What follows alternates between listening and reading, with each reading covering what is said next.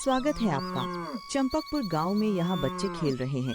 किसान अपने खेतों की ओर जा रहे हैं और हर कोई अपने काम में व्यस्त है। इसी गांव में रहता है मेहनती और सीधा साधा माधव, जो अपनी बीमार माँ के इलाज के लिए कुछ बड़ा करना चाहता है। लेकिन गांव के खाने के कारोबार पर धनीराम का राज चलता है।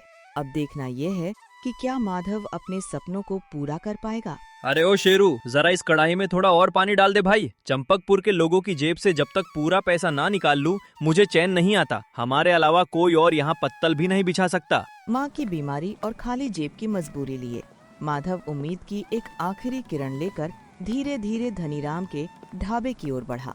धनीराम जी, मेरी माँ के घुटनों के इलाज के लिए मुझे कुछ पैसों की सख्त जरूरत है। क्या आप मुझे अपने दूसरे ढाबे पर काम दे सकते हैं?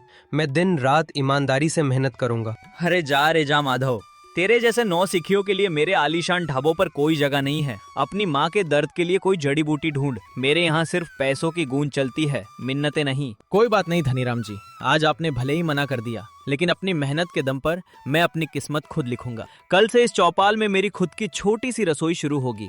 माधव ने गांव में अपनी दुकान खोलने का फैसला तो कर लिया, पर क्या धनीराम उसे इतनी आसानी से टिकने देगा? माधव ने अपनी जमा पूंजी से एक छोटा सा ठेला तैयार किया और उस पर पनीर और अंडों के कुछ स्वादिष्ट पकवान बनाने की शुरुआत की। पहले ही दिन कुछ लोग खुशबू सूंघकर वहां खींचे चले आए। वाह माधव बेटा, ऐसा स्वाद तो इस चंपकपुर गांव में सालों से किसी ने नहीं चखा।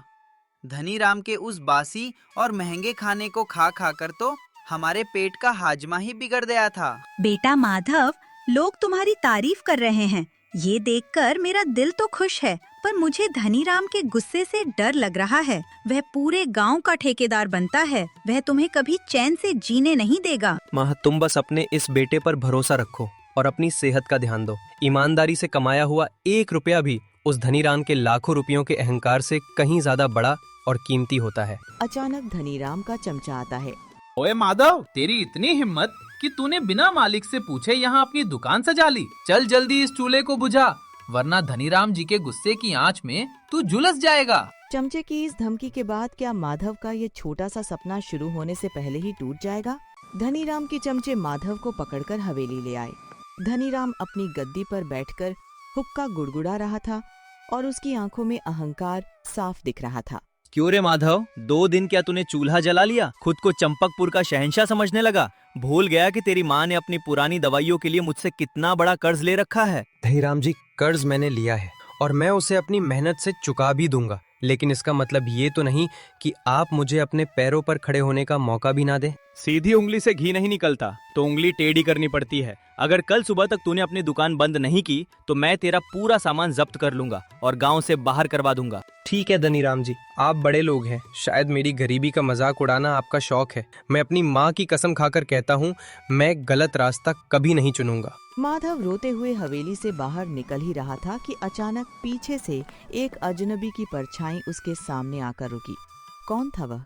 माधव जब टूटकर नदी किनारे बैठा था, तभी सालों बाद शहर से उसका बचपन का पक्का दोस्त कबीर वापस लौटा, जिसके चेहरे पर एक अलग ही रौनक और दिमाग में गजब की होशियारी थी।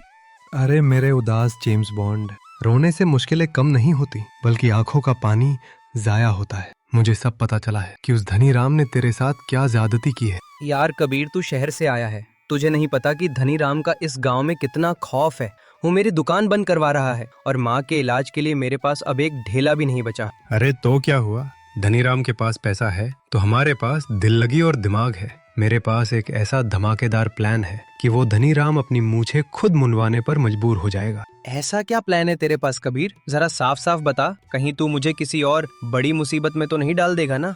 कबीर ने माधव के कान में कुछ फुसफुसाया, जिसे सुनकर माधव की आंखें फटी की फटी रह गईं। आखिर क्या था वह प्लान? अगले दिन कबीर और माधव सीधे धनीराम की हवेली पहुंच गए। इस बार माधव के चेहरे पर डर नहीं, बल्कि एक अजीब सा आत्मविश्वास था, जिसने धनीराम को चौंका दिया। धनीराम जी, राम राम। सुना है आपको अपने बावर्ची के हाथ के खाने पर बहुत घमंड है, तो क्यों न एक खुला मुकाबला हो जाए, आर या पार का खेल। मुकाबला, और वो भी मुझसे? तुम दोनों कल के छोकरे मेरे सालों पुराने साम्राज्य को चुनौती दोगे? साफ साफ बताओ, बाजी किस चीज पर लगानी है? शर्त बहुत सीधी है हुजूर, ठीक 7 दिन बाद इस गांव की चौपाल में कुकिंग का महा मुकाबला होगा। डिश होगी दिल्ली का मशहूर बटर चिकन। कबीर, ये तो क्या कह रहा है? धनीराम जी, अगर हम जीते तो हमारा सारा कर्ज माफ होगा और हमें दुकान खोलने की पूरी आजादी मिलेगी, और अगर हम हारे तो हम जिंदगी भर आपके यहाँ बिना पैसों के गुलामी करेंगे। मंजूर है, मुझे मुफ्त के 2 नौकर मिल रहे हैं, मैं भला मना क्यों करूं? 7 दिन बाद चंपकपुर की जनता फैसला करेगी और तुम्हारी बर्बादी का गवाह बनेगी। शर्त तो तय हो गई, पर बाहर आते ही माधव ने कबीर का कॉलर पकड़ लिया, क्योंकि माधव को तो बटर चिकन बनाना आता ही नहीं था। अब चुनौती सामने थी, इसलिए दोनों दोस्त सुबह सुबह ही बाजार की तरफ दौड़ पड़े। दिल्ली वाले असली स्वाद को चंपकपुर की मिट्टी में उतारने के लिए सही मसालों का चुनाव सबसे जरूरी था। खान भाई, जरा अपनी दुकान के सबसे खुशबूदार खड़े मसाले, कश्मीरी लाल मिर्च और असली मक्खन निकालो। आज चंपकपुर के बाजार से ऐसा जादू उठाना है कि धनीराम की मूछें ढीली हो जाए। अरे कबीर भाई, आज कुछ बहुत बड़ा होने वाला है क्या? ये लो एकदम ताजा टमाटर, अदरक, लहसुन और खालिस सरसों का तेल। पर ध्यान रखना, धनीराम के शेफ शेरू से जीतना आसान नहीं है। कबीर, मसाले तो हमने बहुत उम्दा और महंगे वाले चुन लिए हैं, लेकिन मेरे दिल की धड़कनें बढ़ती जा रही हैं। अगर हमारी रेसिपी में थोड़ी सी भी कमी रह गई तो हम हमेशा के लिए फंस जाएंगे। अरे मेरे डरे हुए शेफ, मसाले सिर्फ कढ़ाई में नहीं, दिल में भी होने चाहिए। बस जैसे मैं बताता जाऊं वैसे अपनी कला का प्रदर्शन करना, फिर देखना दिल्ली का स्वाद कैसे रंग लाता है। दोनों सामान लेकर घर लौटे, पर तभी रास्ते में उन्हें धनीराम का शेफ शेरू मिला, जो उनकी टोकरी देखकर अजीब तरह से मुस्कुरा रहा था। रात के सन्नाटे में दोनों दोस्तों ने अपनी सीक्रेट कुकिंग क्लास शुरू की। कबीर मास्टर शेफ की तरह निर्देश दे रहा था और माधव पूरी शिद्दत से कड़ाही हिला रहा था। हाँ माधव, अब ध्यान से देख। तेल गर्म होने के बाद जब ये प्याज सुनहरे होने लगे तभी टमाटर की प्यूरी डालना। दिल्ली के बटर चिकन का असली राज यही है कि मसाले धीमी आंच पर धीरे धीरे पके। वाह कबीर, इस मक्खन और कस्तूरी मेथी के मिलते ही जो खुशबू उठी है, उसने तो मेरी भूख चौगुनी कर दी है। मुझे अब लग रहा है कि हमारे हाथों में सचमुच जादू है। तभी अचानक वहाँ उसकी माँ आ जाती है। अरे बेटा, ये रसोई से कैसी जन्नत जैसी महक आ रही है। मेरे घुटनों का दर्द तो इस खुशबू को सूंघकर ही आधा गायब हो गया है। भगवान तुम दोनों बच्चों की मेहनत को कामयाब करे। लीजिए माँ जी, जरा चक्कर बताइए कि आपके इस होने वाले करोड़पति बेटे ने कैसा स्वाद बनाया है।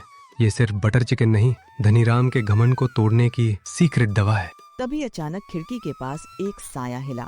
कोई खिड़की से झांककर उनकी सीक्रेट रेसिपी चुराने की कोशिश कर रहा था।